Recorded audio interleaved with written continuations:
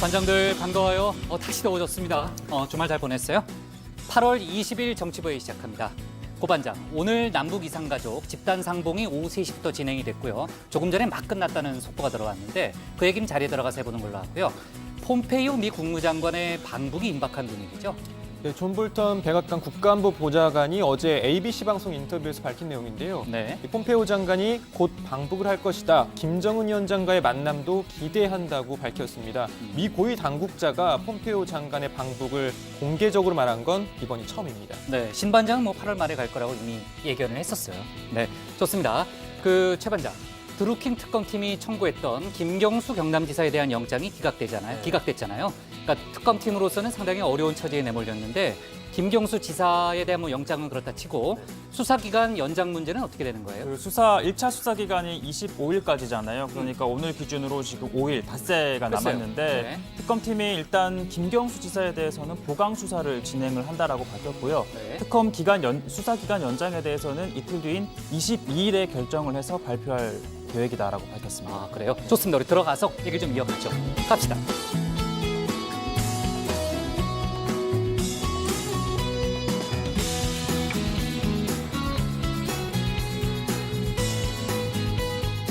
네, 반장들 자리에 앉았으면 정치부회 시작하죠. 조금 전에 고 반장하고 얘기를 자리에 들어가서 한다고 했는데 남북의 이산 가족들이 조금 전인 오후 3시 꿈에 그리던 가족들과 만났습니다. 지금 이제 영상이 나가고 있는데요. 89명의 남측 이산 가족, 또 동반 가족 등 197명이 오후 3시부터 5시까지 금강산 호텔에서 북측 가족 185명과 단체 상봉을 했고요. 제가 이제 현장 영상을 다 보지는 못했는데 이제 군데군데 봤고 또 이제 취재 기자들로부터 들어보니까 곳곳에서 정말 눈물과 오열로 가득 찼던 그런 만남이었다라는 얘기가 들리고요. 한신자 할머니라고 이제 99세 모친 이제 145태 때 두고 온 두 딸을 만났고요. 또 이제 최고령자죠. 이제 박성규 할아버지도 이제 며느리와 손녀를 만나서 오열하는 이제 그런 장면들이 있었습니다. 지금 이제 현장 그림하고 제가 이제 설명하고는 이제 정확히 매치되진 않는데 이제 조금 전에 끝난 이제 5시쯤 끝난 이제 단체 상봉 장면이 지금 나가고 있고요. 분단 이후 만날 수 없었던 남북의 가족이 정말 65년 만에 재회한 거죠.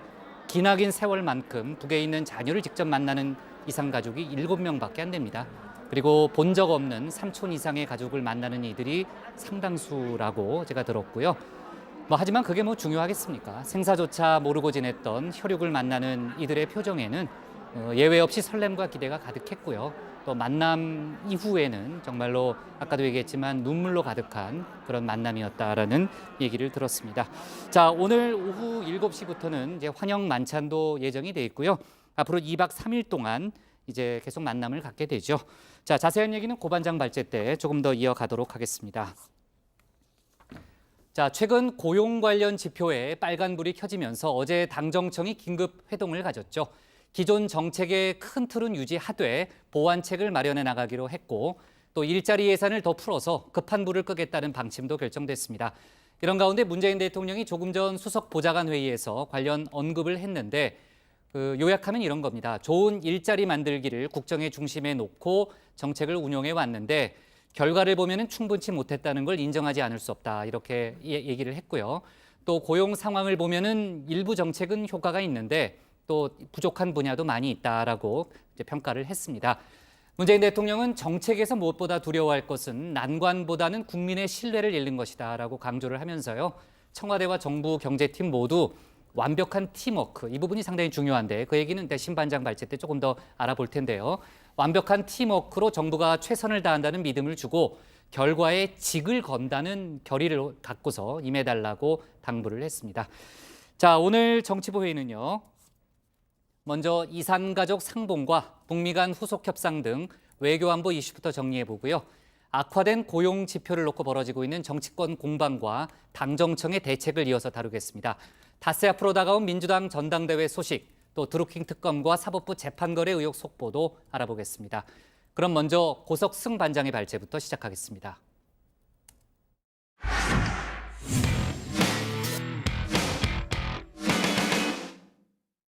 네, 조금 전에 현장 영상도 봤지만요. 남북 이산가족 상봉 행사가 드디어 시작됐습니다. 2년 10개월 만이죠. 오늘 오전 금강산에 도착한 남측 상봉단 89명은 조금 전인 오후 3시부터 5시까지 북측 가족들과 만났습니다. 잠시 뒤인 7시부터는 북측 주최 환영 만찬도 예정돼 있는데요. 상봉단은 사흘간 6차례에 걸쳐서 가족들과 시간을 보내게 됩니다. 오늘 야당 발제에서는 이산가족 상봉 첫날 모습과 북한 구구절을 앞두고 다시 분주해진 비핵화 논의 소식 등을 자세히 전해드리겠습니다. 네, 드디어 만났습니다. 2년 10개월 만에 재개된 남북 이산가족 상봉 행사. 70년 분단의 시간 동안 생이별을 해야 했던 가족들이 다시 한자리에 모였습니다. 손도 잡아보고 부둥켜 안아보기도 하고 이름도 불러보고 아무리 봐도 질리지 않는 그 얼굴, 가족의 얼굴을 70여 년 만에 다시 보게 됐습니다. 자, 잠깐이면 될 줄 알았던 이별이 70년 가까이 이어질 거라곤 아무도 생각하지 못했습니다. 난리통 속에 잠깐 놓친 손을 70년 만에 잡게 될 줄은 꿈에도 몰랐습니다. 박순아! 정신 똑똑히 차리라! 영화 운동장 아니다! 놀러 가는 게 아니다! 오라가에서 꽉 잡으라!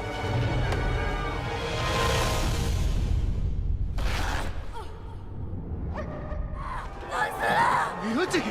내 박순이 잃어버렸어! 무식이?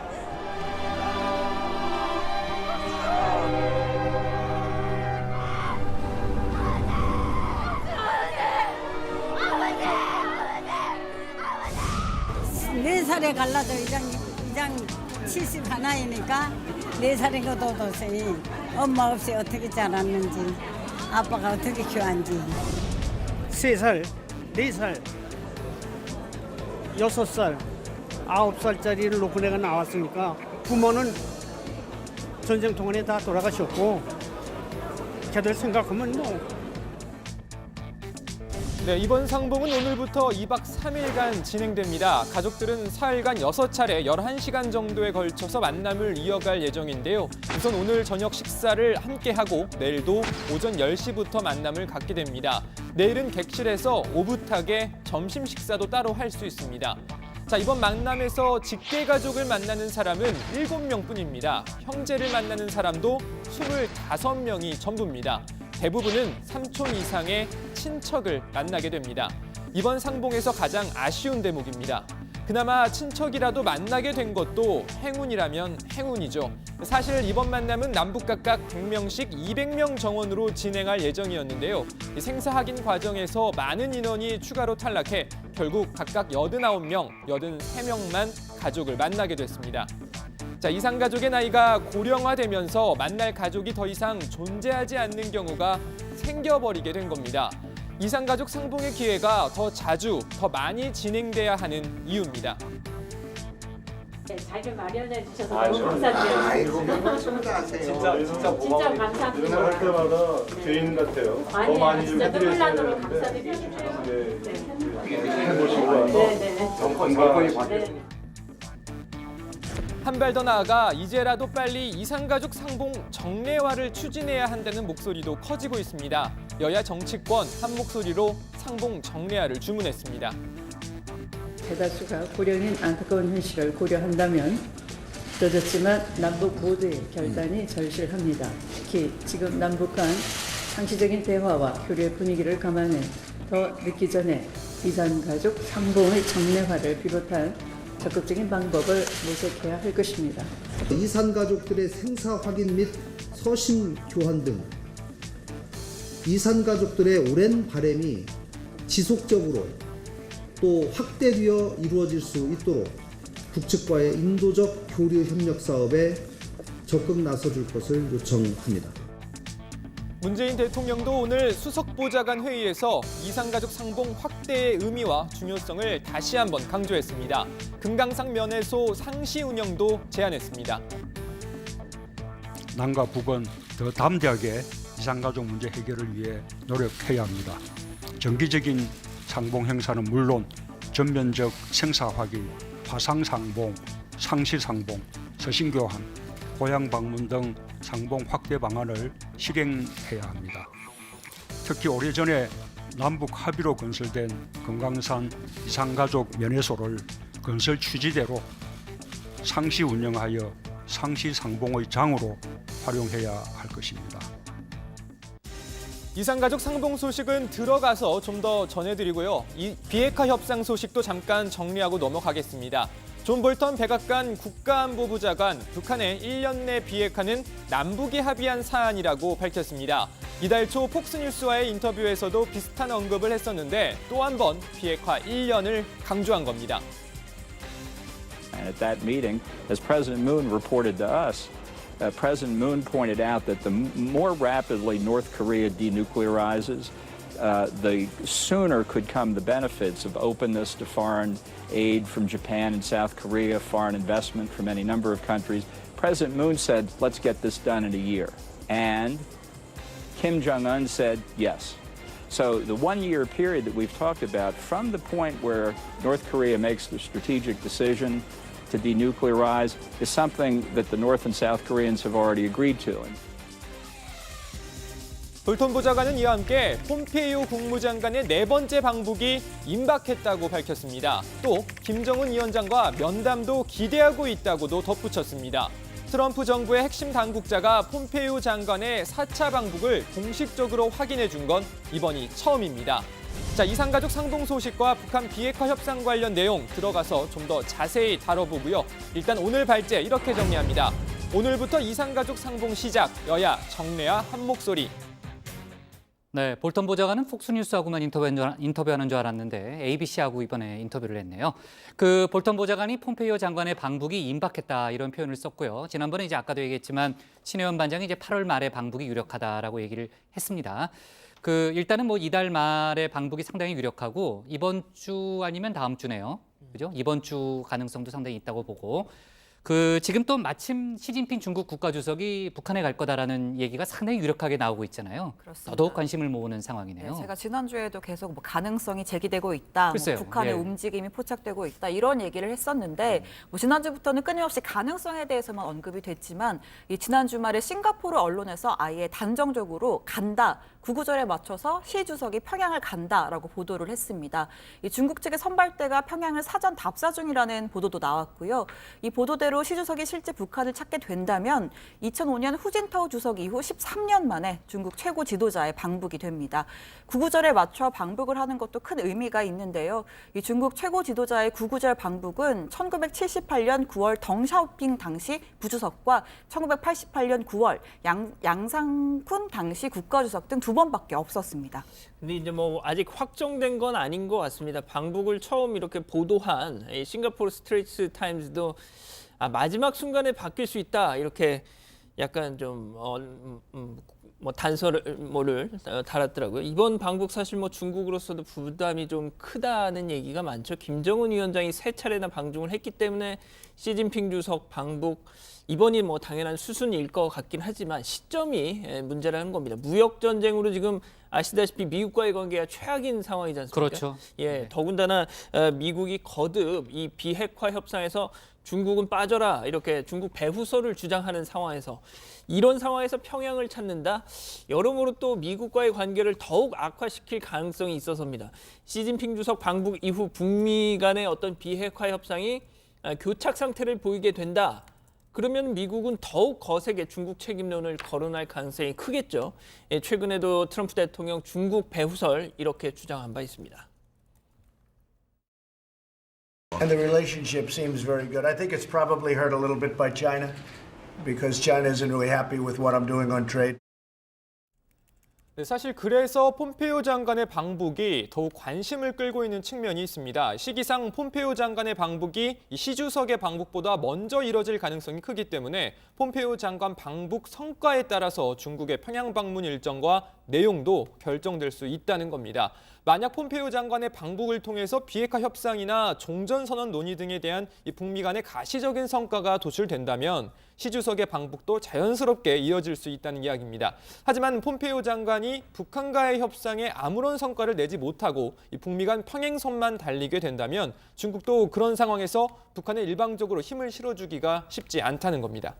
네, 자 폼페이오 장관의 4차 방북 좀 더 관심 있게 지켜봐야 할 사안임엔 분명하고요. 북한이 이 와중에 종전선언에 대한 언급을 했는데 정치적 선언에 불과하다 이렇게 표현을 했잖아요.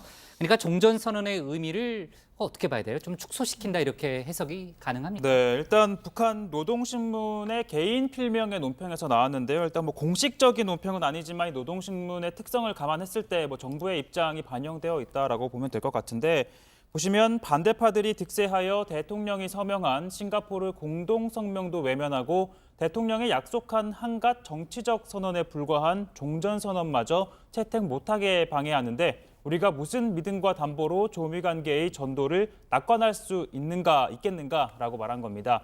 이 폼페이오 장관의 방북을 앞두고 일부러 종전선언의 무게감을 낮췄다라는 평가인데요. 의미를 낮춰 미국의 호응을 유도하려는 의도로 해석이 됩니다. 또 종전선언의 의미를 정치적 선언 정도로 제한을 해서 종전선언 체결에 따른 미국의 비핵화 요구 수준을 조절하려는 게 아니냐라는 분석도 나오고 있습니다. 네, 김정은 위원장이 지금 북한 전역을 시찰 중인데 이번에 이제 삼지연 지역에 또 갔어요. 가서 이제 대북 제재에 대해서 상당히 불만을 토로했죠. 예, 뭐 두 번째인데요. 조선중앙통신 보도입니다. 김정은 국무위원장이 건설 건설 노동자 격려를 하기 위해서 이 40일 만에 다시 삼지연군을 찾았다는 거죠. 이 자리에서 이렇게 말했다는 겁니다. 적대 세력들의 집요한 제재와 압살 책동으로 난관이 조성되고 있다. 대북 제재에 대한 불만을 공개적으로 드러낸 것이겠죠. 지난 17일에도 원산 갈마지구 건설 같은 방대한 창조 대전은 강도적 제재 봉쇄로 우리 인민을 질식시켜보려는 적대 세력들과의 첨예한 대결전이다라고 한 바 있습니다. 연일 불만을 쏟아내는 모양새인데 폼페이오 장관 방북 앞두고 미국 압박하려는 거 아니냐 이런 풀이가 나오고 있습니다. 네, 이산가족 상봉 이야기 아까 이제 집중 발제 때 이제 고반장이 다뤘지만요. 그 얘기를 좀 해볼게요. 오늘 오후 3시부터 5시까지 첫 행사죠. 단체 상봉이 이제 진행이 됐고요. 이제 잠시 휴식을 취하고 7시부터는 환영 만찬이 진행되는 걸로 일단 예정이 되어 있습니다. 고반장, 그 이후 일정이 어떻게 되어 있어요? 네, 오늘부터 22일까지 2박 3일 동안 6차례 11시간 정도 만나게 되는데요. 오늘은 이제 환영 만찬까지 함께 한 뒤에요. 또 내일은 오전 개별 상봉, 오후 단체 상봉 시간을 갖게 됩니다. 중간에 점심은 객실에서 가족끼리 오붓하게 함께할 예정입니다. 이 가족끼리 별도로 식사를 하는 건 이번이 처음이라고 합니다. 그리고 마지막 날인 22일에 작별 상봉을 하게 되는데요. 마지막으로 점심을 함께 하고 남쪽으로 돌아오는 일정입니다. 이어서 24일부터는 북측 상봉단 83명이 마찬가지로 금강산에서 남측 가족들과 만날 예정입니다. 네, 지금 현장 그림이 계속 들어오고는 있는데요. 저희가 이제 구체적인 사연별로 어떠한 일들이 있었는지는 조금 더 영상을 분석해서 고반장이 내일 다시 한번 좀 이야기를 하는 걸로 하고요.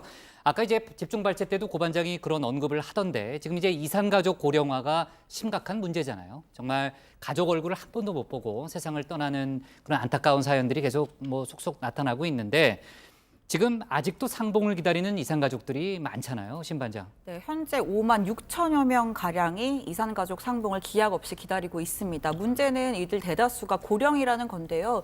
이번 상봉 행사 때 혹시 만약의 사태를 대비해서 응급 이송을 하기 위한 헬기도 대기를 시켜놨다고 합니다. 속초로 이송이 가능하게요. 그리고 대기자 중 80대가 41.2%, 2만 3천 명이나 됩니다. 90대 이상도 1만 명이 넘습니다. 이렇게 상봉을 기다리다가 결국 가족을 만나지 못한 채 세상을 떠나는 경우도 점점 늘고 있는데요. 통일부에 이산가족 찾기 신청을 한 인원이 13만여 명 중에서 세상을 벌써 떠난 이들이 벌써 7만 명이 넘는다고 합니다. 문 대통령도 이산가족 상봉 문제 시급성을 강조했습니다. 정말로 시간이 없습니다. 최근 5년 동안 3,600여 명이 매년 돌아가셨고 올해 상반기에만 3,000명 넘게 세상을 떠났습니다. 그분들이 헤어진 가족의 생사조차 알지 못한 채 천추의 한을 안고 생을 마감하신 것은 남과 북의 정부 모두에게 부끄러운 일입니다. 이제 그분들의 기다림이 더 이상 길어져서는 안 됩니다. 네, 지금 이제 현장 영상이 계속 들어오고 있다고 얘기를 했는데요. 조금 전에 이제 문재인 대통령의 얘기도 좀 들어봤고요. 기다림이 더 이상 길어져서는 안 된다라는 내용이었습니다. 자, 현장 그림을 좀 보면요. 지금 이제 36번, 지금 이제 번호에 따르면은 이제 이번에 남측 방문단 중에 최고령자죠. 이제 백성규 할아버님이 이제 휠체어를 타고 오늘 나타났는데 이제 며느리와 손녀를 만났습니다. 그래서 며느리와 손녀를 만났는데 만남 때부터 정말 눈물이 터졌다, 오열했다 그런 얘기가 들리고요. 지금 이제 56번 이금삼 할머니의 모습이 나오는데 아들을 만났습니다. 그래서 이제 첫 만남에서 이제 이금삼 할머니가 상처라 이렇게 부르면서 이제 눈물을 흘리는, 지금 이제 껴안는 모습이 나오잖아요. 이제 아들도 함께 눈물을 흘리면서 정말 감격의 만남을 가졌다. 지금 이제 얼마나 저 감격적인 상봉이겠습니까? 65년 만에 이제 아들의 얼굴을 지금 쓰다듬고 있지 않습니까? 네. 헤어졌을 당시는 완전히 갓난아기 같겠네요. 아들이 이제 71살이니까요. 아들 삭철 씨가 아버지의 사진을 들고 왔대요. 그래서 어머니한테 보여주면서 이게 아버지 사진입니다. 이런 얘기도 했다고 하더라고요. 네, 정말 이금삼 할머니의 지금 심경이 어떨까요? 아까 저희 잠깐 이제 보여드렸는데 인터뷰를 이제 기자들과 할 때는 담담한 표정으로 하셨는데 확실히 이제 아들을 직접 만나시니까 또 눈물이 나오신 것 같습니다. 네, 65년이라는 세월을 정말 잊은 듯이 상처라 이렇게 부르는 정말 어머니의 그 모습에서 아까도 우리 반장들도 얘기했지만은 정말 이산 가족의 이 비극이 더 이상 없었으면 좋겠다라는 생각을 절로 해보게 됩니다. 자, 조금 더 이제 구체적인 이제 사연별로 저희가 이제 내일 영상을 좀 더 확인해서 고 반장이 좀 다뤄주는 걸로 하고요. 어떻습니까? 이제 북한이 지금 이제 구구절 이제 북한 정권 창립일을 앞두고 대대적인 지금 이제 행사 준비에 좀 나선 여러 가지 모습이 포착되고 있는데 복장 단속을 벌이고 있다 이런 얘기도 들리네요. 네, 뭐 이른바 반사회주의적 요소들을 척결하기 위해 대대적인 두발 그리고 복장 단속에 나섰다는 소식인데요. 북한 노동당 중앙위원회가 청년 조직을 전국에 파견해서 주민들의 외모를 단속하고 있다는 겁니다.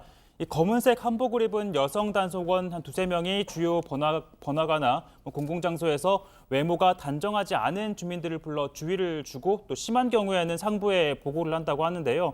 이 단속 대상 복장으로는 짧은 치마 또는 뭐 영어가 많이 새겨진 옷 그리고 땡배 바지 등이 있다고 하는데 땡배 바지가 뭐예요? 모르세요? 네, 몰라요. 우리 어떻게 알아요, 제가? 고반장이 좀 즐겨 입는 건데 스키니진을 땡배 바지라고 합니다. 아, 그래요? 고반장은 뭐 가능하죠. 고반장은 뭐 팔굽혀펴기 200번 하는 사람이니까. 스키니한 걸 좋아하더라고요. 네, 좋습니다.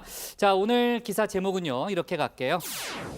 남북 이산가족 상봉 오늘부터 시작으로 잡겠습니다. 다음은 신혜원 반장의 발제를 들어보겠습니다.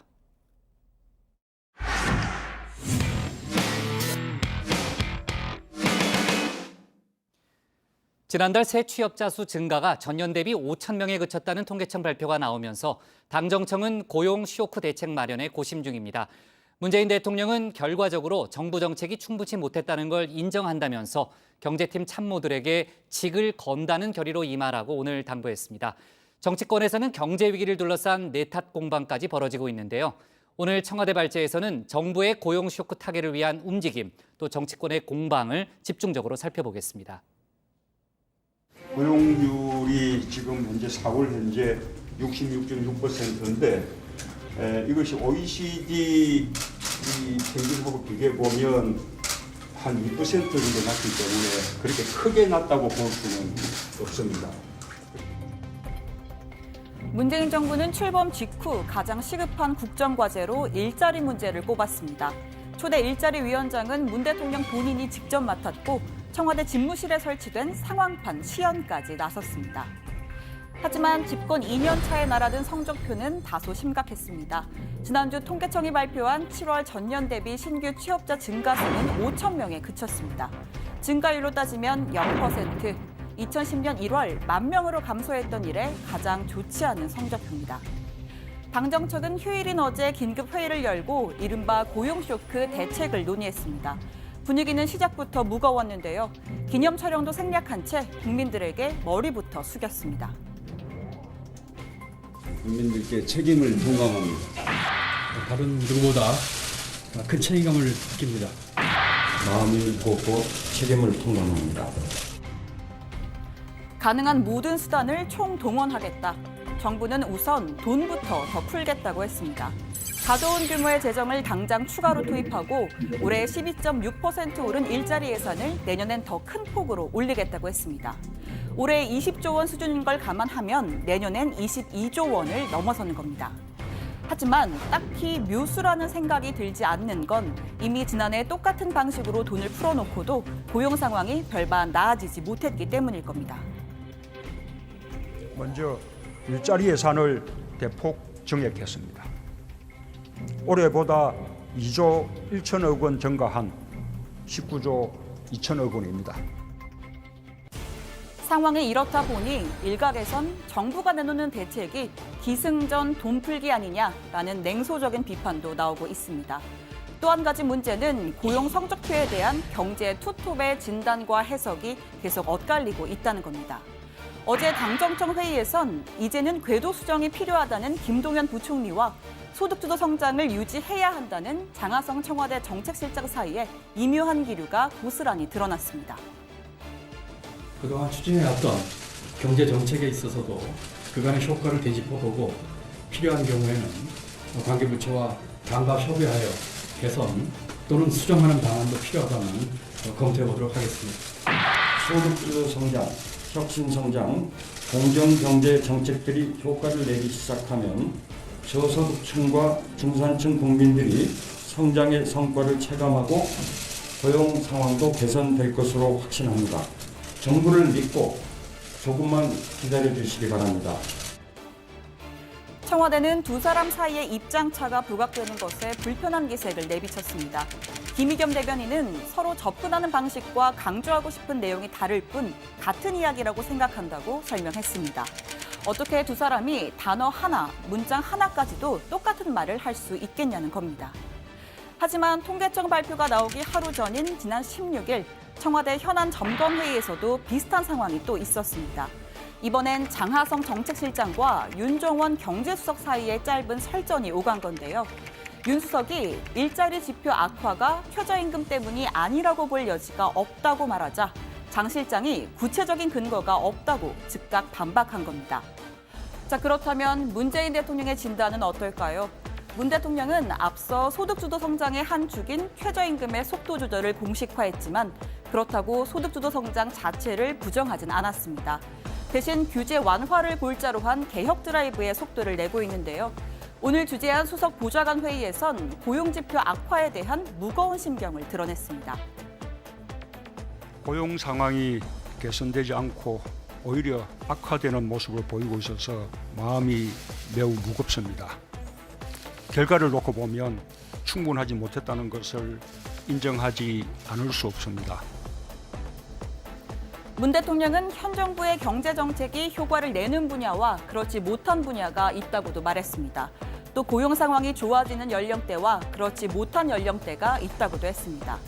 이런 점들을 종합적으로 고려해 규제 혁신과 공정경제 강화에도 더욱 속도를 내야 한다고 강조했는데요. 최근 경제 라인 간 엇박자를 의식한 듯 국민에게 신뢰를 줄 수 있는 팀워크가 필요하다고도 말했습니다.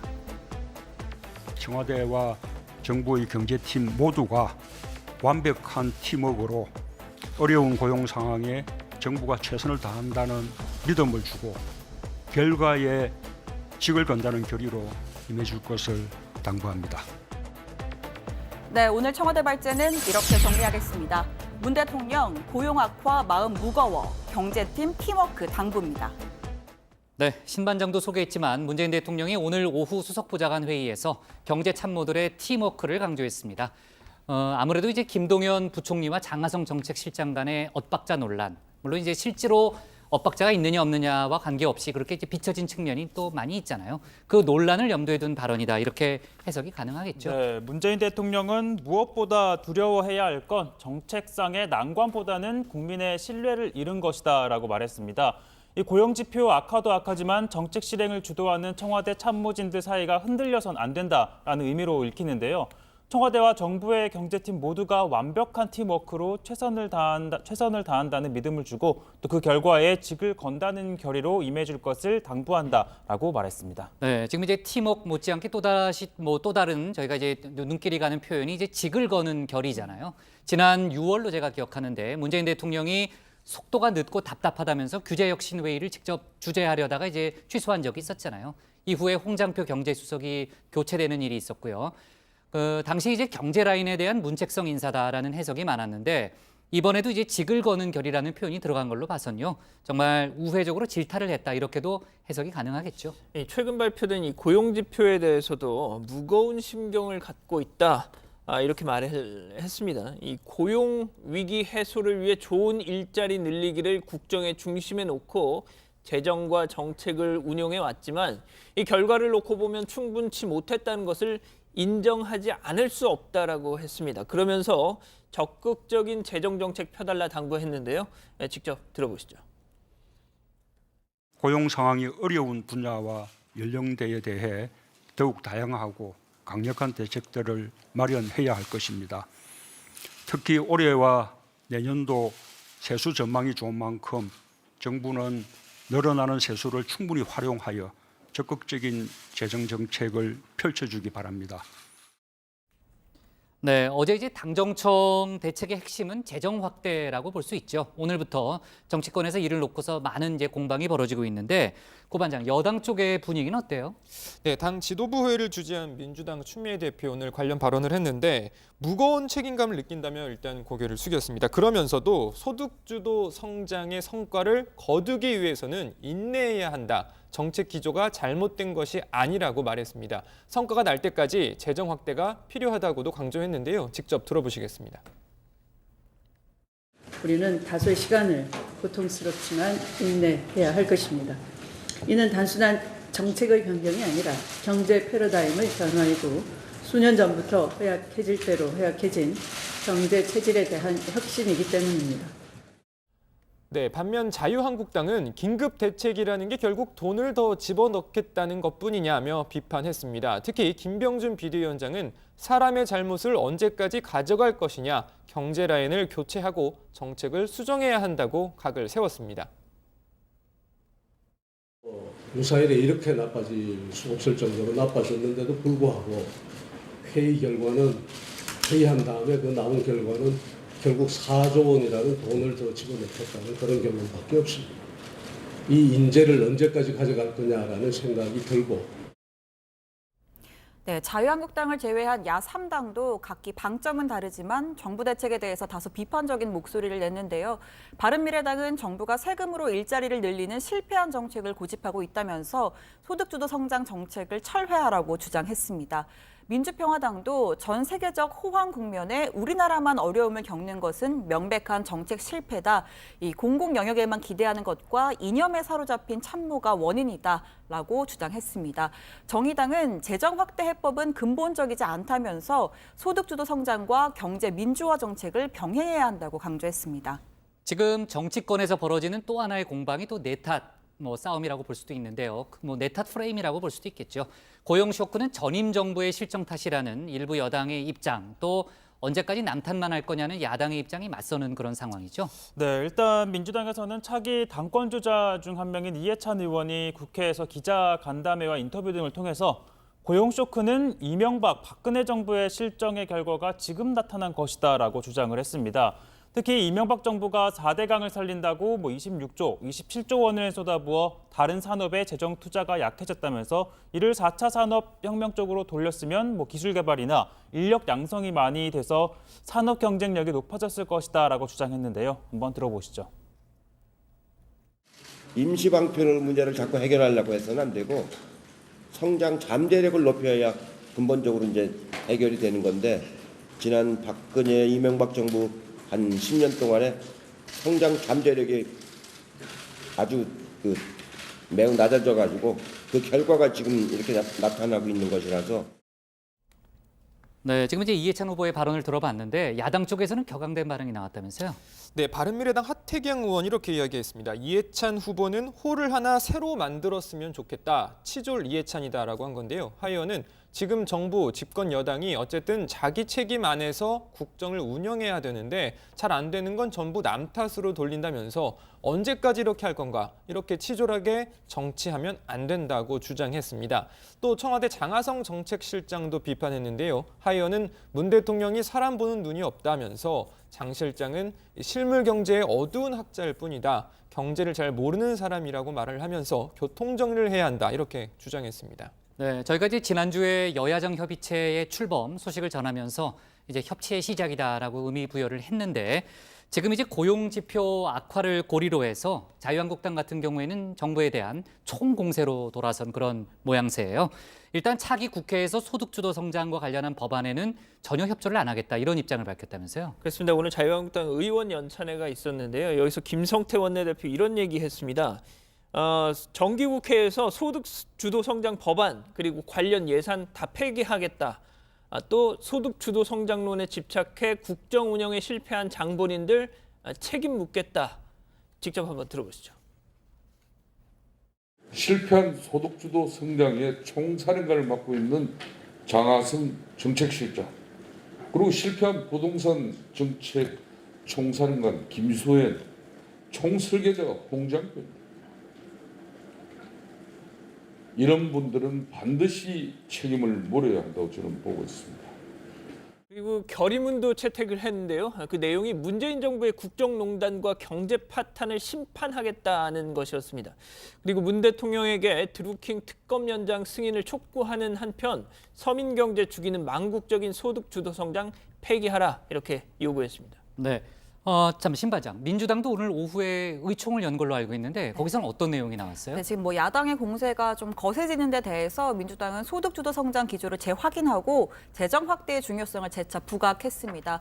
추미애 대표는 모두 발언에서 소득주도 성장과 혁신 성장과 관련해서 약을 먹어도 명현 반응이 있듯이 다소간의 미스매치가 발생할 수 있다라고 얘기를 했습니다. 그러니까 소득주도 성장과 혁신 성장 사이에 어느 것이 맞냐는 논쟁에 빠져서는 안 된다라는 이야기를 한 거고요. 또 오늘 의원총회에선 상가 임대차 보호법과 인터넷은행 특례법, 규제혁신 5법을 임시국회에서 처리하는 방안도 논의를 했습니다. 다만 인터넷은행 특례법 처리의 경우에는 이 은산분리 원칙을 놓고 당내 일각에서 또 반대의 목소리가 있기 때문에 하나의 쟁점이 될 것으로 보입니다. 네, 그 23일이죠. 2분기 가계소득 통계가 이제 발표가 되는데 글쎄요, 이 성적표가 어떠냐에 따라서 이제 경제 라인, 특히 이제 청와대 경제 라인에게 실리는 책임론이 더 커질 수도 있고 아니면 조금 완화될 수도 있고 좀 그런 상황인데요. 제가 23일 그 통계를 보고 다시 한번 좀 얘기를 이어가는 걸로 하겠습니다. 자, 오늘 청와대 발제는요. 이렇게 잡을게요. 문 대통령 직을 건다는 결의로 임해달라로 정리하겠습니다. 다음은 양원보 반장의 발제를 들어보겠습니다.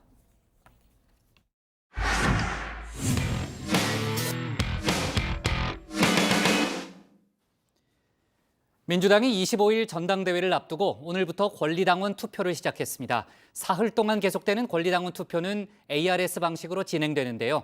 반영 비율이 40%나 됩니다. 당내에서는 권리당원들이 친문 성향이 강한 데다 응집력도 뛰어나서 전체 선거 결과를 좌우할 수 있는 변수라고 관측하고 있습니다. 오늘 양 반장 발제에서는 관련 소식과 여러 가지 정치권 뉴스를 함께 정리해 보겠습니다. 네, 그렇습니다. 민주당 당대표 어떻게 뽑는지부터 말씀을 드리겠습니다. 자, 15,000명 이 대의원 투표가 45%고요. 그리고 71만 명의 권리당원이 40%, 그리고 일반 국민 여론조사, 일반 당원 여론조사 이렇게 10%, 5% 해서 이렇게 구성이 됩니다. 자, 이 중에서 바로 이 권리당원 투표가 오늘부터 시작이 된 거죠. 자, 세간에는 이 권리당원 상당수가 친문 성향이다 이런 평가가 많습니다. 그도 그럴 것이 그 상당수가 2015년 문재인 대통령이 당대표 시절에 이른바 비문 진영의 견제가 극심해지자 문재인을 지키자 하면서 입당했던 사람들이 권리당원의 상당수를 차지하기 때문이죠. 자, 송영길, 김진표, 이해찬 이 당권 주자들이 저마다 문재인 대통령과의 각별한 인연을 강조하는 것 바로 이런 이유와도 결부가 돼 있습니다. 자, 지난 주말 수도권 합동연설회까지 다 끝났죠. 진인사 했으니 이제 대천명하는 시간만 남은 겁니다. 자, 각 후보들 저마다 내가 1등이다 당선 확신하고 있습니다. 먼저 이 대세론을 안고 있는 이해찬 후보 여유 있는 표정입니다. 이제 할 수 있는 한 최선을 다하는 거죠. 여러 가지 어려움은 있는데 한 달 동안 여러 가지 흐름은 괜찮습니다.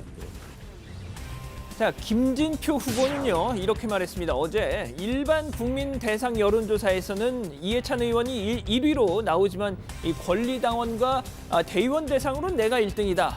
역전을 자신했는가 하면요. 자, 송영길 후보 호남에서 견고한 지지를 바탕으로 반드시 승리해서 세대 교체 이루겠다 자신했습니다. 진행 상황 계속 주시하도록 하죠. 자, 바른미래당도 지금 당대표 경선 치르고 있습니다. 손학규 대 비손학규다. 뭐 이런 거 말씀드린 적이 있었죠. 때문에 뭘 할 때마다 손학규 후보에게 다른 후보들의 이 견제구가 집중됩니다. 그런데 요 며칠 사이 가장 논란이 되고 있는 게 바로 이 손학규 총리설 진위 공방이더라고요. 지난 주말 후보 토론에서 하태경 후보가 제기한 의혹인데 잠깐 보고 가시죠. 2016년 11월입니다. 손 후보님께서 이런 말씀하시겠습니다. 이제 박근혜 당시 정부를 향해서 거국 내각 총리 제안이 오면 적극 임하겠다. 정치권 빨리 합의해서 총리를 추천해라. 아닙니다. 저는 그렇게 얘기한 게 아니었습니다. 이거는 이제 말 바꾸기 시비가 또 걸릴 수 있습니다. 천만의 말씀입니다. 천만의 말씀. 자, 그래서요 제가 직접 한번 이렇게 검색을 해봤습니다. 그랬더니 2016년 11월 1일 이 SBS 뉴스에 출연을 해서 이런 말을 했더군요. 이 박근혜 대통령 자신이 모든 것을 내려놓고 여야가 진정으로 합의를 해서 과도정부 성격의 중립적인 거국 내각을 구성해서 나라를 바꿔나가자. 그러니까 이 제의를 하면 그런 제의를 하면 내가 뭐 총리 제의 받겠다라고 한 것이죠. 이런 제의를 거스를 수 없을 것이다라고 말이죠. 그러니까 받겠다라는 걸로 해석이 될 수 있는 건데, 그러니까 사실관계만 놓고 보면 하태경 후보 지적이 맞다고 할 수 있는 겁니다. 물론 손학규 후보 입장에서는 박근혜 정부 총리 하겠다고 내가 손든 거 아니다라고 반박할 수 있는 여지도 조금은 있지만 아무튼 지금 이런 공방이 지금 오가고 있는 겁니다. 또 뭐만 좀 하려고만 하면 미사일이 막 발사되고 핵실험이 터지고 누가 구속되고 그래서 이 손학규 징크스라는 말 있다고 말씀드렸는데 그걸 꼬집는 지적도 이렇게 나왔습니다. 우리 손학규 후보님은 여러 가지 별명이 많던데요. 마이너스의 손이라는 얘기를 제가 들었습니다. 노래 가사도 있지만 손대면 톡 하고 터져버리는 마이더스의 손이겠죠. 마이너스의 손이에요. 마이더스의 손입니다. 자, 마이너스인지 마이더스인지 뭐 입장에 따라 다를 수는 있지만 이거 하나만은 확실합니다. 밀양손입니다. 배우 손예진 씨 지금 인도네시아에서 잠시 후면 축구할 손흥민 선수도 저희 회사의 그분도 다 밀양손 씨죠. 죄송하고요. 네, 마지막 소식으로 넘어가겠습니다. 네, 국군 수도방위 사령부가 지난 17일 SNS를 통해서 사과글을 올렸습니다. 수방사에서도 무슨 개업 문건 이런 거 만들었었나 했는데 그건 다행히 아니었습니다만, 자, 지난 14일에 있었던 군 위문 공연에 대한 사과였더군요. 경기도 안양의 한 부대에서 그 사병들 위문 공연을 했는데 여러 프로그램 중에 피트니스 모델이 등장한 공연이 문제였던 겁니다. 제가 영상을 봤더니 이 비키니 차림을 한 3명의 피트니스 모델이 이 번갈아 가면서 무대에 이렇게 올랐고요. 또 뭐 다양한 포즈를 취했더라고요. 이게 이 뒤늦게 유튜브에 영상이 올랐고, 그러니까 뭐 군이 여성의 성상품화를 앞장서서 조장한다. 비난이 고조됐던 겁니다. 급기야는 이 군 위문 공연 이거 당장 폐지해라. 청와대 청원까지 올라왔던 거죠. 그런데 영상을 보면은 여성 모델만 있었던 건 아닙니다. 상의를 탈의한 남성 모델도 있었습니다. 물론 군인들의 환호는 여성 모델들에게만 집중됐지만요. 자, 뭐가 됐든 수방사에서는 이 유사 사례가 재발되지 않도록 하겠다 약속했습니다. 물론 일각에서는 군 위문 공연에서 그 정도도 못하냐 반론도 있긴 한데 요즘에는 더더욱 신경을 써야 하는 게 아닌가 싶긴 합니다. 저도 사무실에서 이 동영상 발제를 해야 되니까 이 동영상을 보면서 핸드폰을 이렇게 몸으로 가리고 봤는데, 네, 아무튼 뭐 일 때문이긴 해도 조심할 건 조심해야겠죠. 오늘 준비한 소식은 여기까지입니다. 네, 자, 오늘 검찰이요, 비서 성폭행 혐의로 기소됐던 안희정 전 충남지사에게 1심 무죄 판결이 나왔잖아요. 지난번에요. 관련해서 항소를 했습니다. 그러니까 이제 2심 재판 서울고법에서 뭐 유무죄 판단이 다시 이루어지게 됐고요. 어제였던가요? 114쪽에 달하는 안 전 지사의 1심 판결문이 일부 언론을 통해서 이제 공개가 됐습니다. 이제 그 내용이 알려지면서 재판이 과연 적절했느냐를 놓고서 공방이 다시 벌어지더라고요. 네, 그렇습니다. 결국 한마디로 안희정 전 지사에겐 관대하고 김지은 씨에겐 더 엄격하다라는 게 1심 판결을 비판하는 사람들의 주장입니다. 가령 안전지사에 대해서는 권위적이거나 관료적으로 보이지 않고 참모진과 소통하는 태도를 취했다라고 판단하면서 위력의 존재감이나 그 지위를 남용하지 않았다라고 본 겁니다. 뭐하마 이런 다소 권위적인 말투를 쓴 적은 있지만 그때 상황이나 기분에 따라서 고생했어요, 감사합니다, 줘요와 같이 김 씨를 존중하는 표현도 종종 사용했다라고 한 겁니다. 그러면은 김지은 씨에 대해서는 어떤 부분에서 엄격하게 봤다는 거예요? 네, 그러니까 김지은 씨가 강하게 저항하지 않았음에 큰 비중을 줬다는 게 지적입니다. 가령 최초로 간음이 이뤄졌다는 지난해 7월 30일 러시아 출장 당시 재판부는 고개를 숙인 채 아닌데요라고 중얼거리며 소극적으로만 대응할 수밖에 없었다는 김 씨의 주장이 선뜻 이해하기 어려운 측면이 있다라고 했는가 하면 또 담배를 갖다 주려 방에 갔다가 간음을 당했던 상황에 대해서는 담배를 방문 앞에 놓고 문자로 알렸으면 간음에 이르지 않았을 걸로 보이는데도 김 씨는 그렇게 하지 않았다라고 판단한 대목도 그렇게 보입니다. 네, 그러니까 이제 판결문을 보면요, 1심 재판부가 김지은 씨에 대해서는 적극적으로 관계를 거부하지 않았음에 무게를 두고 있다라는 그런 인상이 드는데요. 지금 이제 논란이 되고 있는 부분 중에 하나가 전문 심리위원들의 제안이 있었잖아요. 근데 재판부가 그를 받아들이지 않았다는 거죠. 네, 여기서 등장하는 개념이 그루밍이라는 개념인데요. 그러니까 쉽게 말해서 가해자가 피해자에게 신뢰를 쌓아서 정신적으로 길들여 놓은 뒤에 성적으로 착취하는 것을 뜻하는 단어입니다. 이 재판 과정에서 전문가들은 김지은 씨의 경우 그루밍 상태에 놓여 있을 수 있다라는 진단을 한 바가 있는데 재판부가 이걸 수용하지 않은 겁니다. 재판부는 그루밍은 미성년자에게 주로 일어나는 것으로 전문직으로 활동하는 성인 여성의 경우 단기간에 그루밍에 이를 수 있다고 보기 어렵다라고 판단을 한 겁니다. 네, 민주평화당 이제 박지원 의원 같은 경우 정치권에서 많은 논란이 있었지만요. 예를 들면 박지원 의원 같은 경우에는 여성들에게 은장도라도 들으라는 그런 식의 판결이 아니냐 이렇게 비판도 했고요. 관련해서 지난 주말에 집회가 있었는데 규모가 상당히 컸죠. 그렇습니다. 지난 토요일이었죠. 350여 개의 여성 노동 이런 시민단체가 모여서 결성한 미투 운동과 함께하는 시민행동이 서울 종로구 서울역사박물관 앞에서 집회를 했습니다. 자, 주최 측 추산으로는 2만여 명 정도가 참가를 했다고 하는데요. 현장에는 여성이 물론 대부분이었지만 주최 측이 애초에 이 참석 자격에 성별 제한을 두지 않아서 적지 않은 남성들도 눈에 띄었습니다. 최 반장은 취재하러 갔대요? 그건 직접 물어보시고요. 네. 예. 아무튼 이 김지은 씨 편지가 이 자리에서 낭독이 됐는데 네. 역시 억울함을 맞아요. 호소하는 그런 내용이었습니다. 네, 좋습니다. 대독했죠, 변호사? 네, 그렇습니다. 네, 자 그리고요 주제를 좀 바꿔서 박원순 서울시장이 어제 한 달간의 강북구 3양동인가요? 옥탑방 생활을 정리했습니다. 마무리 기자회견을 했는데 기자회견을 하면서 강북 개발 프로젝트를 소개했어요. 네. 공개했어요. 어떤 네. 내용이었습니까? 한마디로 정리를 하면 강북을 강남처럼 이렇게 요약할 수가 있는데요. 균형발전특별회계로 1조 원을 책정키로 한 겁니다. 그리고 서울 4곳의 경전철 노선을 신설하겠다라고 했고 또 임기가 끝나는 2022년 안에 착공하겠다는 뜻도 밝혔습니다. 그리고 청년과 신혼부부를 위해 빈집 4천 가구를 시세의 절반 임대료로 임대주택으로 공급할 계획이다라고 밝혔고요.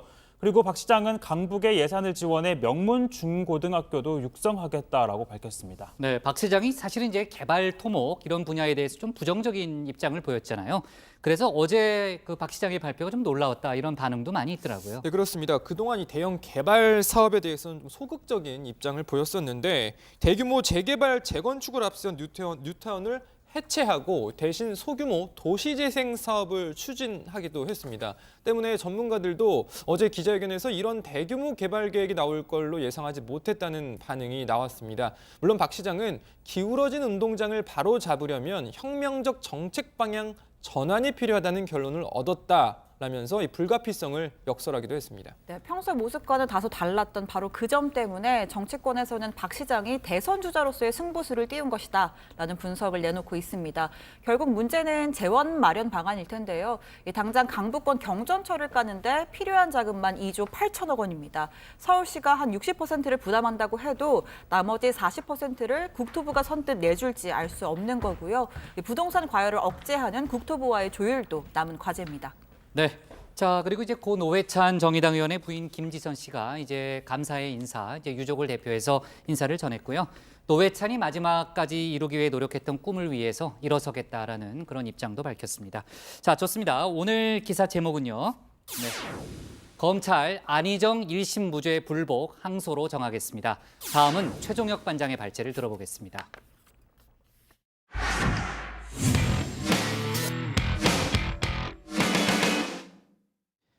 허익범 특검팀의 1차 수사 기간이 5일 남았습니다. 특검이 승부수로 던졌던 김경수 경남지사 구속에 실패하면서 사실상 수사의 동력이 떨어졌다는 분석이 나오는데요. 정치권에선 영장 결과와 수사 연장 여부를 놓고 공방이 커지고 있습니다. 이런 가운데 양승태 사법부의 재판거래 의혹 관련해서도 검찰은 서울고법과 중앙지법을 오늘 동시에 압수수색하는 등 강도 높은 수사를 이어가고 있습니다. 오늘 최 반장 발제에서는 두 가지 수사 속보를 자세히 다뤄보겠습니다. 네, 법원이 김 지사의 구속영장을 발부하지 않은 근거는 세 가지입니다. 첫 번째, 공모관계 성립 여부, 범행 가담 정도에 관한 다툼의 여지가 있다. 두 번째, 증거인멸 가능성에 대한 소명이 부족하다. 그리고 주거, 직업 등을 보면 구속 사유와 필요성, 상당성을 인정하기 어렵다라고 했습니다. 그러니까 범죄 혐의, 증거인멸, 도주 우려 등 소위 구속 요건을 모두 갖추지 못했다는 겁니다. 사실상 특검의 완패로 보이는데요. 김 지사는 특검이 정치적 수사를 하고 있다고 비판했습니다. 진실 특검이 되기를 기대했습니다. 그렇지만 특검은 다른 선택을 했습니다. 저는 특검이 정치적 무리수를 둔 데 대해서 다시 한번 대단히 유감스럽게 생각을 합니다. 네, 김경수 지사가 구치소를 나온 건 새벽 1시 반이 넘어서였습니다. 그런데 눈에 띄는 건 김 지사를 마중 나온 동료 의원들이었는데요. 인터뷰가 진행되는 동안 김 지사 왼쪽에는 박광온 의원이 그리고 오른쪽에는 박정 의원이 자리를 잡았습니다. 아시겠지만 두 사람 모두 민주당 최고위원 출마한 후보들입니다. 이렇게 김 지사가 인터뷰를 하는 동안 지속해서 오랫동안 화면에 노출이 된 셈이죠. 자, 그리고 또 한 명의 최고위원 후보가 구치소를 찾았습니다. 자, 뒷모습인데요. 누굴까요? 자, 보시면 바로 박주민 의원입니다. 도착 후 얼마 지나지 않아 김경수 지사가 귀가해 취재진 카메라엔 찍히지 않았지만 이렇게 시민들과 경찰 병력 사이에 머물렀다고 합니다. 자, 특검의 1차 수사 기간은 앞으로 5일 남았습니다. 특검은 김 지사 측 소명 자료를 면밀히 검토하고 수사를 이어간다는 방침인데요. 수사 기간 연장은 끝나기 사흘 전 문재인 대통령에게 요청해야 하는데 특검은 당일인 22일 연장 요청 여부를 발표하겠다라고 밝혔습니다. 자, 그리고 정치권에서는요, 영장 기각, 수사 연장을 두고 설전을 주고받았습니다. 민주당은 영장 기각으로 연장의 명분이 없어졌고 야당을 향해선 정치 공세 중단을 요구했습니다. 반면 야권에서는 납득할 수 없는 결과라며 반드시 연장돼야 한다고 강조했습니다. 거북에게 털을 찾고 토끼에게 뿔을 찾으려는 야당의 자아도취적인 망상에 혈세와 시간만 헛되이 낭비된 것입니다. 드루킹과 그 일당들의 일방적인 진술에만 의존해 정치특검, 한탕특검의 길을 간 허익범 특검은 역대 최악의 특검으로 기록될 것입니다. 사법부의 정의도 황강물에 떠내려 가버렸습니다. 지난 대선 공간에서 드루킹 일당들과 공조한 문재인 정권의 핵심 측근 인사들이 무슨 일을 했는지 우리 국민들은 다 알고 있습니다. 자, 이어서 재판거래 의혹 수사 속보입니다. 자, 오늘 오전 검찰은 두 곳에 대해 압수수색을 벌였는데요. 서울고등법원과 서울중앙지방법원입니다. 각각 이규진 전 양형위 상임위원 그리고 최모 부장판사의 사무실이 압색 대상이었는데요. 고법 부장판사, 차관급인 이규진 전 의원은 통진당 지방의원 지위 확인 소송에 개입했다는 의혹에 이어서 법관 뒷조사 문건 삭제를 지시하는 등 증거인멸 정황까지 드러났습니다. 자, 그리고 중앙지법 최 부장판사는요, 2015년부터 올 초까지 헌법재판소에서 파견 근무를 했던 인물입니다. 검찰은 최 판사가 법원이 반대해온 재판소원 사건 등에 대한 헌재 내부 정보를 빼내 대법원에 전달한 것으로 보고 있습니다. 자, 그리고 대법원이 강제징용 피해자들의 소송 결과를 미루는 대가로 해외 법관 파견 자리를 얻어낸 정황이 검찰 수사 결과 속속 드러나고 있습니다. 자, 2013년 10월엔 임종원 전 행정처 차장이 청와대에서 주철기 당시 외교안보 수석을 만나 청탁을 하고 이 내용이 윤병세 장관에게 전달된 사실이 확인이 됐죠. 당시 외교부 문건엔 대법원 애로사항은 판사 해외 공간 파견 확대, 딜, 거리, 유, 이렇게 내용이 있었다고 합니다. 딜을 거래, 유가 있다가 아닌 한자 또는 영어로 쓴 건 외교부만의 표현이었을까요? 자, 그리고 같은 해 12월엔 김기춘, 차한성, 윤병세, 그리고 황교안, 사자회동에서 소송 연기 논의가 이루어진 것도 확인이 됐습니다. 여기에다 양승태 대법원장이 직접 윤병세 장관에게 법관 파견을 청탁한 정황까지 드러났습니다. 2014년 초부터 수차례 요청을 했다고 하는데요. 사자회동이 끝난 직후였고 또 강제징용 소송 재상고를 기각하는 일종의 심리 불속행 기간이 끝난 시점입니다. 그러니까 청와대가 요구했던 소송 연기가 실현이 되고 대법원장이 직접 민원 해결을 위해 나선 거라는 해석이 나옵니다. 2010년 중단된 법관의 해외 공간 파견은 박근혜 정부 들어 재개가 됐는데요.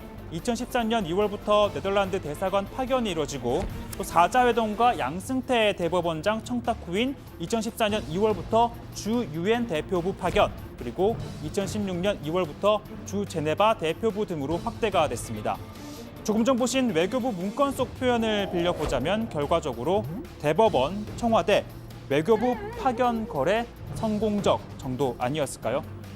자, 검찰은 양승태 전 대법원장 수사에 앞서 전현직 대법관부터 조사할 것으로 보입니다. 사자회동 참석 당사자인 차한성 전 대법관이 우선순위로 꼽히고요.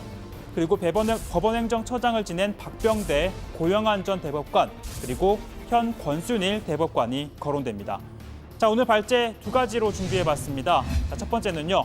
허익범 특검팀 연장 신청 여부 22일 결정입니다. 자, 그리고 두 번째는 재판 개입 증거인멸 연루 이규진 부장판사 압수수색입니다. 특검의 1차 수사 기간이 25일까지니까 이제 닷새밖에 안 남았어요. 근데 특검이 수사 기간 연장 신청 여부를 22일에 결정하겠다라는 얘기를 했고요. 아까 이제 최 반장도 얘기했지만은 특검이 승부수를 던졌던 김경수 지사에 대한 영장이 기각됐기 때문에 전체적으로는 이제 동력이 떨어졌다는 데는 이견이 없어요. 어때요? 지금 이제 특검은 보강 수사에 주력하겠다는 입장인가요? 네, 그렇습니다. 특검은 구속영장이 기각된 지 이틀 만인 오늘 드루킹 김동원 씨의 측근 촛보 김모 씨를 불러서 조사하고 있습니다. 이 촛보는 댓글 조작 프로그램 킹크랩 개발자로 시연 과정에서 김 지사의 동성 여부와 관련성 등을 재차 추궁할 것으로 보이는데요. 다만 한 차례 영장이 기각된 김 지사에 대해서는 불구속 기소로 가닥을 잡고 이 보강 조사에 집중하고 있는 것으로 보입니다. 박상용 특검보 얘기 들어보시죠.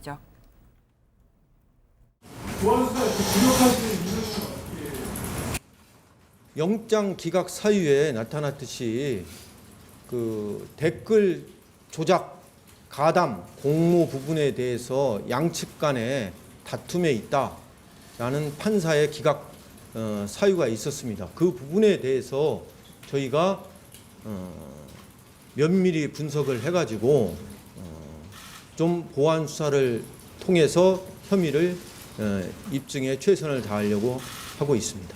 앞으로 구속 기소 가능성은 없는 건가요? 지금은 그냥 보완 수사에 주력하고 있다. 이 말씀밖에 드릴 수 없습니다.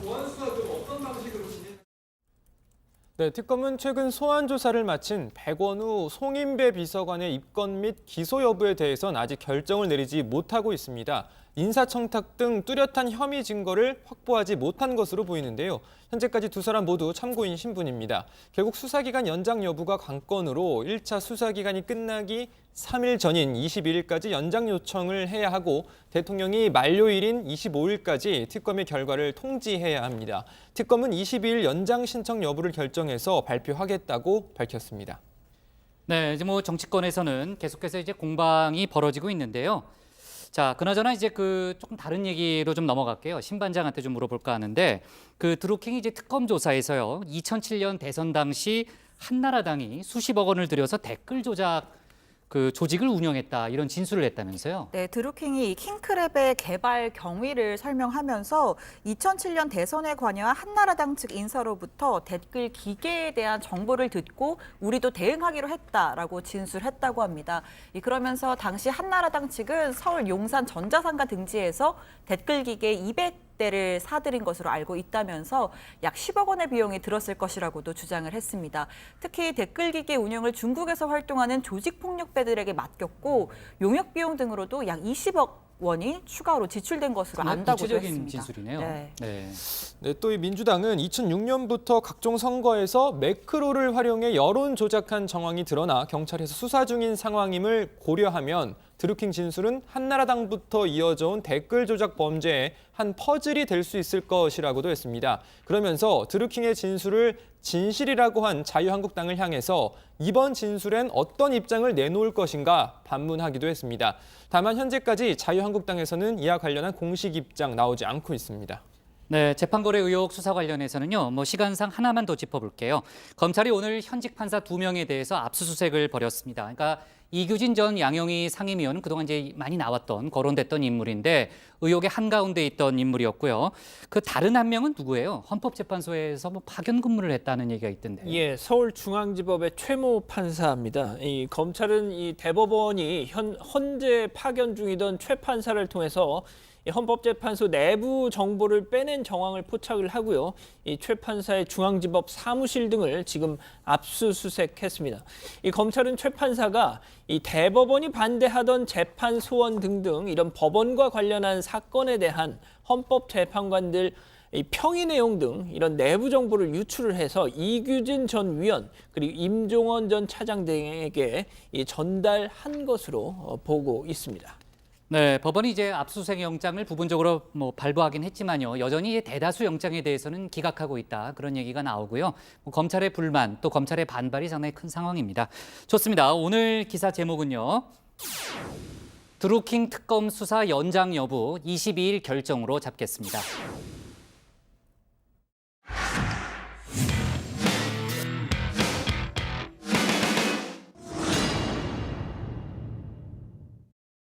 This is a personal gift from the United States government designed to bring death to the enemy. Oh, I'm sorry, Sergeant. I can't touch a gun. You don't kill. No, sir. You know, quite a bit of killing does occur in war. You're saying he could go to prison. I don't know how I'm gonna live with myself if I don't stay true to what I believe. 안녕하세요. 톡 쏘는 정치의 강정입니다. 앞서 보신 영상 영화 핵소고지입니다. 태평양 전쟁에 참전했던 한 군인의 실화를 다룬 얘기인데요. 주인공 도스는 양심적 병역 거부자로 징집을 거부했지만 군 복무 자체를 거부하지는 않은 인물입니다.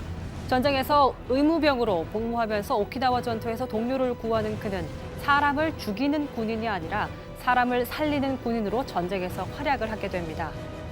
양심적 병역 거부에 대한 문제, 우리나라에서도 뜨거운 논쟁거리입니다. 정부는 최근 대체 복무 장소로 교도소와 소방서 등을 검토하고 복무 기간은 현역병의 2배 수준을 고려하고 있는 것으로 알려졌습니다. 아무래도 형평성 부분이라든가 이런 부분들을 가장 많이 보지요. 다양한 부분에 대해서 놓고 지금 검토를 하고 있기 때문에 앞서 여당 의원들이 발의한 병역법 개정안도 정부와 비슷한 내용을 담고 있습니다. 박주민, 전해철 의원 등은 대체 복무 업무를 사회복지 또는 공익과 관련된 업무로 규정했고 복무기간도 현역의 1.5배 수준을 제시했습니다. 국제인권기구가 우리나라에 지속적으로 했던 권고 그리고 다른 나라 입법 내용 등을 참고로 한 것입니다. 그래서 만약에 지나치게 기간을 길게 만든다든지 또는 대체 복무 영역 자체가 굉장히 제한적으로 보다 보면은 이게 국제인권 기준에서 얘기하는 징벌적인 제도로 흘러갈 수가 있어요. 하지만 자유한국당은 행정기관 배치는 부적절하다는 입장입니다. 국회 전반기 국방위원장을 맡은 김학용 자유한국당 의원은 복무기간을 44개월로 하고 지뢰 제거 지원과 재난 구호 업무 등에 복무하는 재정법안 발의를 추진하겠다고 밝혔습니다. 우리나라가 국방의 의무가 4대 의무 중에 하나가 아니겠습니까? 그래서 병역 피피수단으로 악용되거나 또 이 병역을 거부하는 풍조가 생겨서는 안 되거든요. 그렇기 때문에 병역을 대체하는 임무는 저는 현역병 못지않게 힘들어야 된다고 저는 생각이 되고요. 종교나 평화주의 신념에 따라 입영을 거부한 만큼 인명살상 무기 제거 작업에 투입되는 것이 적절하다는 게 자유한국당의 입장인 겁니다. 이를 두고서 징벌적 조치란 비판과 함께 병역 회피 소지를 차단하기 위해서는 군 관련 업무를 맡겨야 한다는 의견들이 엇갈리고 있습니다. 일 자체가 군 영역 바뀌고 또 그리고 민간의 영역이고 또 그리고 군의 지휘 체계 아래 있지 않아야 된다는 것이 그 사람들의 생각이고 그리고 어느 대상까지 대체 복무를 합법적으로 허용할지에 대해서도 의견이 분분한데요. 핵심은 종교적 신념뿐 아니라 양심의 자유도 병역 거부의 사유로 봐야 할지 여부입니다. 여당 의원 법안에는 대체 복무 대상자의 양심을 포함한 반면에 야당은 제3자가 양심의 기준을 판단하기 어렵다는 이유로 제외시켰습니다. 독일에서 대체 복무제를 도입한 1967년엔 양심적 병역 거부 신청자가 6천 명 정도였지만 10년 후에 7만 명으로 늘었습니다. 이런 급격한 증가를 방지하려면 대체 복무란 선택도 쉽지 않다는 걸 분명히 할 필요가 있어 보입니다. 대상자 선정과 기간, 대체 복무 형태에 대한 신중한 접근을 통해 종교적 자유를 보장하며 병역 의무 이행의 공평성도 확보할 수 있는 방안을 찾아야겠습니다.